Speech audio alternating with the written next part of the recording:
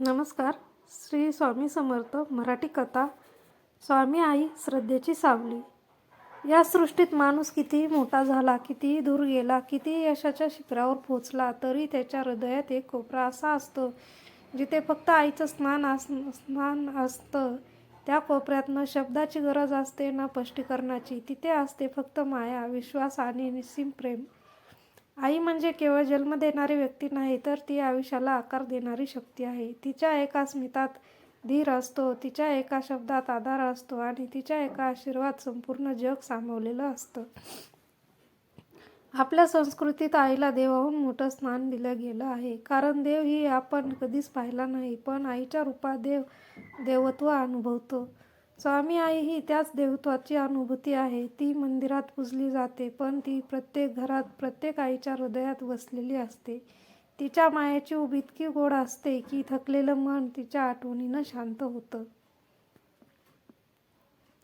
जेव्हा आयुष्याच्या वाटेवर अडचणीचे काटे उगवतात, अंधार दाटतो आणि आशेचा किरण धूसर होतो, तेव्हा स्वामी आईची श्रद्धा आपल्याला हात धरून पुढे घेऊन जाते. तिच्या नावातच अशी ताकद आहे की डोळे मिटून घेतलेला एक श्वाससुद्धा मनाला आधार देतो.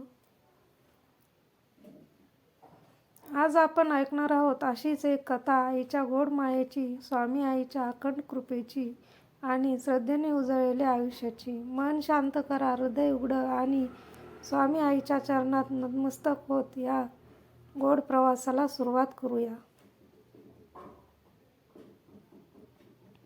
एका लहानशा गावात माधव नावाचा तरुण राहत होता. गाव साधं होतं, पण माणसं मनानं मोठी होती. माधव अत्यंत हुशार, प्रामाणिक आणि कष्टाळू होता. त्याच्या आयुष्यातील सर्वात मोठी ताकद म्हणजे त्याची आई. आई रोज पहाटे उठून स्वामी आईच्या प्रतिमेसमोर दिवा लावायची, हात जोडून शांतपणे प्रार्थना करायची आणि म्हणायची, स्वामी आई, माझ्या मुलाच्या पाठीशी तू सदैव उभी राहा. माधवचं बालपण गरिबीत गेलं. अनेकदा घरात पुरेसं अन्नही नसायचं, पण आईच्या चेहऱ्यावर कधीही तक्रारीचा भाव नव्हता. ती नेहमी हसत म्हणायची, कष्ट केल्याशिवाय सुख मिळत नाही बाळा, आणि श्रद्धेशिवाय कष्टांना दिशा मिळत नाही. आईचे हे शब्द माधवच्या मनात खोलवर रुजले होते. माधव शिक्षणासाठी शहरात गेला. मोठ्या स्वप्नासह तो घराबाहेर पडला. पण शहराचं आयुष्य कठीण होतं. अपमान, नकार, संघर्ष त्याच्या वाटेला आले. काही वेळा त्याला वाटायचं, आपण इथे टिकू शकणार नाही. अशा क्षणी तो आईचा फोन ऐकायचा. आईचा आवाज ऐकताच त्याच्या मनाला बळ मिळायचं. ती नेहमी म्हणायची, घाबरू नकोस, स्वामी आई आहे. एकदा माधव गंभीर अडचणीत सापडला. नोकरी जाण्याची भीती, घरची जबाबदारी, कर्जाचा भार, सगळेच एकाच वेळी कोसळलं. तो रात्री उशिरा स्वामी आईच्या मंदिरात गेला.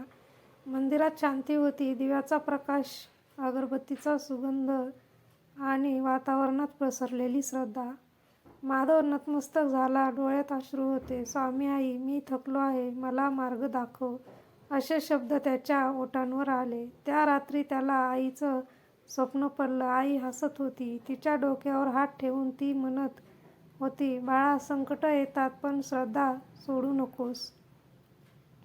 माधव जागा झाला तेव्हा त्याचं मन हलकं झालं होतं. त्याला जाणवलं, स्वामी आई फक्त मंदिरात नाही, तर आईच्या मायेच्या रूपात सतत सोबत आहे.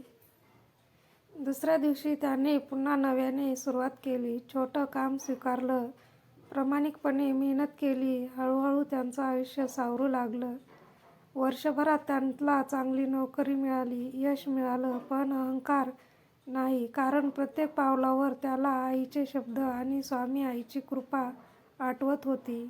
काही काळाने माधव घरी परतला. आई आता थकलेली होती, पण डोळ्यात तेच प्रेम होतं. माधवने आईच्या पायावर डोकं ठेवलं. डोळ्यातून अश्रू वाहत होते. आई, तुझ्या आशीर्वादाशिवाय काहीच शक्य नव्हतं, असे तो म्हणाला. आई हसली आणि शांतपणे म्हणाली, मी काही केलं नाही बाळा, स्वामी आईने सगळं केलं. त्या क्षणी माधवला आयुष्याचं मोठं सत्य उमगलं. आईचं प्रेम आणि स्वामी आईची कृपा, या दोन्ही संगम म्हणजेच खरं सुख. कथा इथे संपत नाही, कारण आईची माया कधीच संपत नाही. ज्या घरात आईचा सन्मान केला जातो तिथं स्वामी आईची कृपा अखंड नांदत राहते. श्रद्धा ठेवा, आईचा सन्मान करा. स्वामी आई प्रत्येक संकटात मार्ग दाखवते. कथेचा प्रवास इथे संपतो, पण स्वामी आईची माया कधीच संपत नाही. आयुष्याच्या प्रत्येक वळणावर तिची सावली आपल्यासोबत चालत राहते. कधी आईच्या शब्दातून, कधी तिच्या स्पर्शातून, तर कधी शांतपणे मिळालेल्या धैर्यातून. ज्याला आईचा आशीर्वाद मिळतो, ज्याच्या वाटेत संकट जरी आली तरी ती थांबून जातात, कारण स्वामी आईची कृपा ही अदृश्य असली तरी ती अत्यंत शक्तिशाली असते. ती आपल्याला हार मानू देत नाही, तर प्रत्येक अपयशातून काहीतरी शिकवते आणि पुन्हा उभं राहण्याची ताकद देते. आईच्या डोळ्यात दिसणारे प्रेम हेच खरं देवत्व आहे. तिच्या हसण्यात स्वर्गाची शांतता आहे आणि तिच्या अश्रूंमध्येही आशीर्वाद दडलेला आहे. ज्या घरात आईचा सन्मान केला जातो, ज्या मनात स्वामी आईवर श्रद्धा ठेवली जाते, तिथं सुख, समाधान आणि शांती आपोआप नांदतात. कथा संपताना एकच विनंती, आईचा हात कधीही सोडू नका. स्वामी आईचं नाव मनात जपा आणि आयुष्य कितीही कठीण असलं तरी श्रद्धा, प्रेम आणि कृतज्ञता यांना कधीच विसरू नका. कारण शेवटी एकच सत्य उरतं, आई म्हणजे देवाचं जिवंत रूप आणि स्वामी आई म्हणजे त्या देवत्वाची गोड अनुभूती. ही कथा ऐकताना आईची आठवण येईल, मन शांत होईल आणि हृदय कृतज्ञतेने भरून येईल. आईचा सन्मान करा, स्वामी आईवर श्रद्धा ठेवा आणि आयुष्याच्या प्रत्येक संकटातून मार्ग सापडेल. व्हिडिओ आवडला असेल तर लाईक करा, शेअर करा आणि अशाच भक्तिभावाने भरलेल्या कथा ऐकण्यासाठी चॅनेलला सबस्क्राईब करा. धन्यवाद.